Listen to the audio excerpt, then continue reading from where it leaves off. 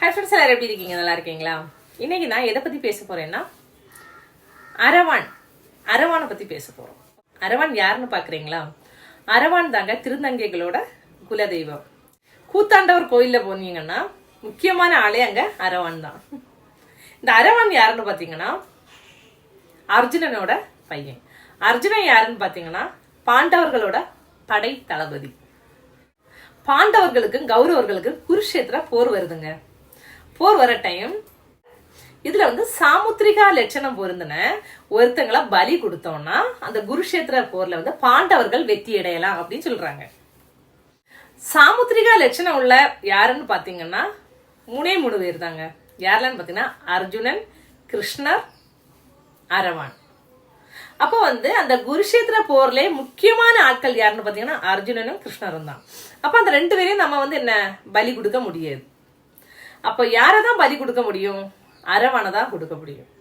அப்போ என்ன பண்றாங்கன்னா அர்ஜுனன் அவங்க பையன் அரவான் கிட்ட கேக்குறாங்க, இந்த குருஷேத்திர போர்ல பாண்டவர்கள் வெற்றி பெறணும்னா உன்னை பலி கொடுக்கணும், கள பலி கொடுக்கணும், அதுக்கு நீ சம்மதம் சொல்றியா அப்படின்னு கேக்குறாங்க. கள பலினா என்னன்னா, ஒரு வீரன் தானாவே முன் தன்னோட உயிரை மாச்சுக்கிறதுக்கு பேர் தான் களபலி. தானா முன் அவனாவே விருப்பப்படி அவங்க உயிரை மாச்சுக்கிறதுக்கு பேர் தான் களபலி. அப்ப கேக்குறாங்க. அப்ப அரவான் சொல்றான், என்ன களபலி கொடுக்கறதுக்கு நான் சம்மதிக்கிறேன், ஆனா அதுக்கு முன்னாடி எனக்கு நீங்க 3 வரம் தரணும் அப்படின்னு கேக்குறாங்க. யார்கிட்ட கேக்குறாங்க? கிருஷ்ணர்கிட்ட கேக்குறாங்க. கிருஷ்ணரும் ஓகே நான் தரேன், அது என்ன வரும்னு கேக்குறாங்க. அப்போ அரவான் சொல்றாங்க, நான் சாகிறதுக்கு முன்னாடி திருமணம் பண்ணணும், திருமணம் பண்ணி என் மனைவி என் கூட ஒரு நாள் இருக்கணும் அப்படின்னு சொல்றாங்க. எதுக்கு நான் அப்படி கேக்குறேன்னா, நான் இப்ப மறுநாள் இறந்து போயிட்டேன்னா, நான் இப்போ கல்யாணம் ஆகாம இறந்து போயிட்டேன்னா என் பணத்தை நீங்க அப்படியே எடுத்துக்கொண்டு புதைச்சிருவீங்க. ஆனா எனக்கு மனைவின்னு ஒருத்தி இருந்தா என்னோட இறுதி சடங்குகளை எல்லாம் அவங்க செய்வாங்க. அதனால எனக்கு திருமணம் வேணும் அப்படின்னு கேக்குறாங்க. நம்பர் 2 பாத்தீங்கன்னா, ஒரு வலிமையான ஒரு வீரனாலதான் நான் சாகணும் அப்படின்னு சொல்றாங்க. 3வது வரம் என்னன்னு கேட்டீங்கன்னா, நான் இறந்து போனாலுமே இந்த குருஷேத்திர போற 18 நாளும் நான் என் கண்ணால பார்க்கணும். நான் இறந்தாலுமே நான் அந்த குருஷேத்திர போற 18 நாளும் என் கண்ணால பார்க்கணும் அப்படின்னு கேக்குறாங்க. இதுக்கு கிருஷ்ணர் சம்மதிச்சிட்டாங்க. சம்மதிச்சு என்ன பண்றாங்கன்னா, இந்த அரவானுக்கு பொண்ணு தேடுறாங்க. யாரெல்லாம்? கிருஷ்ணரும் பீமனும் பொண்ணு தேடுறாங்க. ஆனா பொண்ணு கிடைக்க மாட்டேங்குது.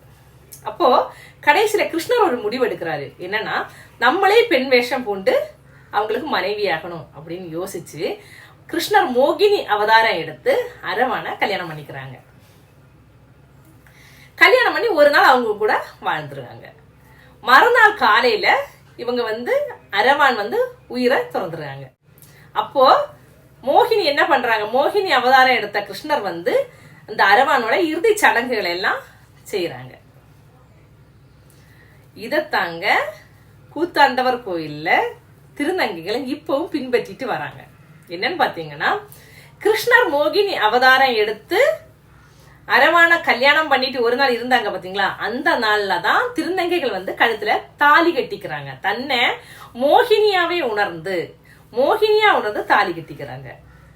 மறுநாள் அரவான் இறந்து போயிறாங்கல்ல, மாப்பிள்ளைய இழந்துட்டோம் அப்படிங்கிற துக்கத்துலதான் அவங்க தாலி அறுத்து வெள்ளச்சீலை கட்டி அவங்க ரொம்ப சோகமாவே இருக்காங்க. இந்த விஷயம் ரொம்ப நாளாவே எனக்கு ஏன் இவங்க இப்படி பண்றாங்க, அதுக்கு பின்னாடி என்ன இருக்கு தெரிஞ்சுக்கணும்னு ஆசைப்பட்டேன். அப்புறமா நான் தெரிஞ்சுக்கிட்டேன். இந்த உலகத்துல நிறைய விஷயங்கள் நம்மளுக்கு தெரிய மாட்டேங்குது. நம்ம என்னன்னா எல்லாம் தெரியும் அப்படின்னு நினைச்சிட்டு இருக்கிறோம். இல்லைங்க, தெரியாத விஷயங்கள் நிறைய இருக்கு.